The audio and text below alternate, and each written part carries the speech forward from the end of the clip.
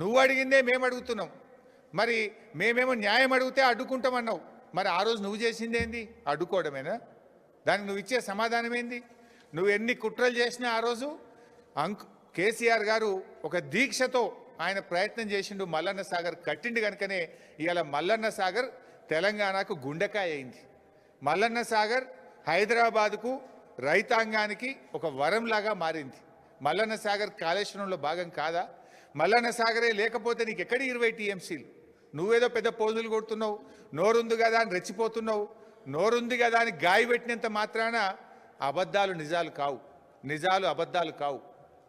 నువ్వు ఇలా నిజాలను మల్లన్న సాగర్ అనేది కాళేశ్వరంలో అంతర్భాగమైనటువంటి నిజాన్ని అబద్ధంగా మార్చేటువంటి ప్రయత్నం చేస్తూ ఉన్నావు, కుట్ర చేసేటువంటి ప్రయత్నం చేస్తూ ఉన్నావు.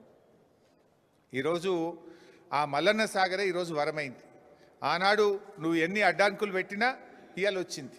ఇప్పటికైనా వైఎస్ఆర్ కట్టిండు, మేమే కట్టినాం, ఏలంపల్లి కట్టినాం, మల్లన్న సాగర్ కట్టినాం అనే పిచ్చి మాటలు మాని క్షమాపణ చెప్పు, నిజాలు ఒప్పుకో. నువ్వు ఇవాళ కాళేశ్వరం ప్రాజెక్టు ఉంది కనుకనే ఇవాళ హైదరాబాద్కు మంచినీళ్ళు వస్తున్నాయి.